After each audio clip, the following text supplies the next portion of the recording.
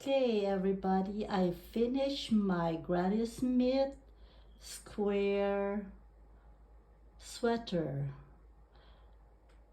This is the front, and I'll flip the back part.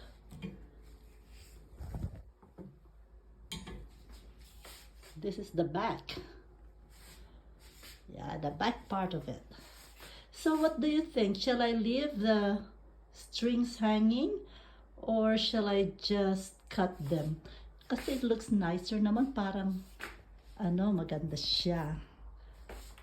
Look at this. See?